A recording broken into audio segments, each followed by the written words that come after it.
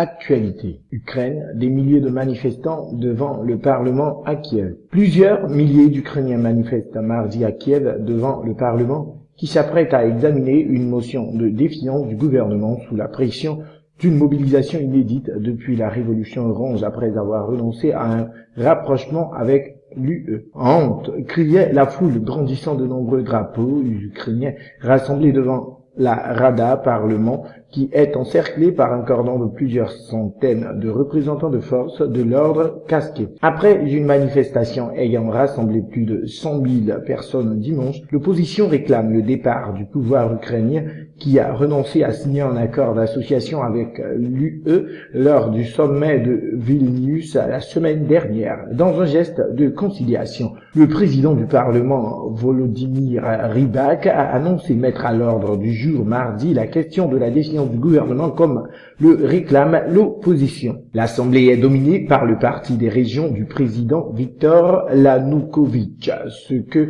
nous exigeons, c'est d'abord de voter un texte sur le départ du gouvernement et ensuite de soumettre au vote la libération de l'opposante Yulia Tymoshenko et de 3 militants arrêtés illégalement, a déclaré lundi soir l'un des leaders de l'opposition, Arseny Yatsenyuk, proche de l'ex-premier ministre emprisonné. Gouvernement de Bondy. Nous allons voter pour le départ de ce gouvernement de Bondy, a de son côté averti l'ultranationaliste Oleg Tyanibok lors d'un meeting lundi soir. Plus de 1000 personnes ont passé la nuit de lundi à mardi sur la place de l'Indépendance, ont rapporté des journalistes de l'AFP. La plupart d'entre eux se sont rassemblés mardi matin autour du Parlement, rejoints par plusieurs milliers de manifestants. On est ici pour faire la révolution, on restera ici jusqu'à la victoire, on n'a peur de rien, a assuré à l'AFP Anatoly Krylushine, 65 ans, arrivé 3 jours plus tôt de Berdichiv Ouest, qui accuse le gouvernement d'avoir trahi le peuple. On manifeste pour la démocratie, a expliqué de son côté qu'a fait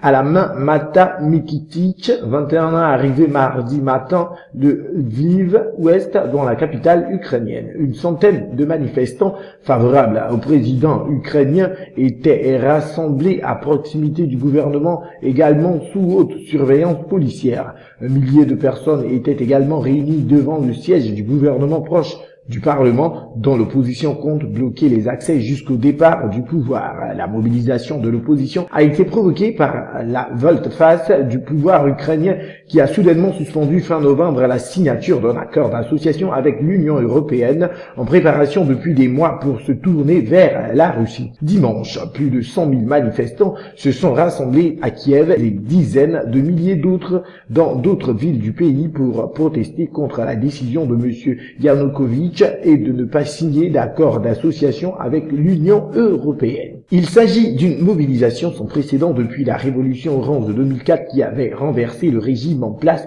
et porté alors au pouvoir des pro-occidentaux. Des affrontements dimanche avec la police ont fait de nombreux blessés, dont une cinquantaine de journalistes et une centaine de policiers. Ce qui se passe présente tous les signes d'un coup d'État, a dénoncé lundi le Premier ministre Mykola Azarov. Il a également affirmé qu'une prise d'assaut du Parlement était en préparation sans donner plus de précision.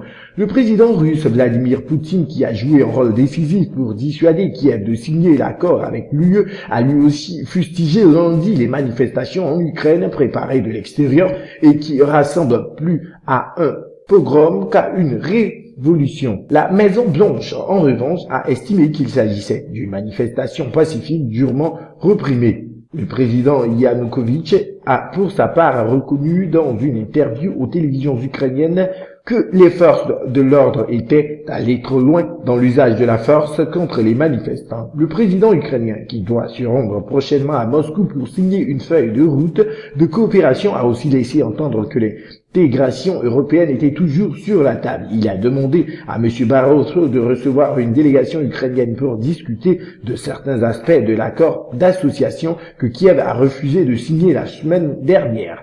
Le secrétaire général de l'ONU Ban Ki-moon a lancé un appel au calme et au dialogue, appelant toutes les parties à agir avec retenue, à éviter toute nouvelle violence et à respecter les principes de liberté d'expression et rassemblement pacifique, a déclaré son porte-parole Martin Nessirki.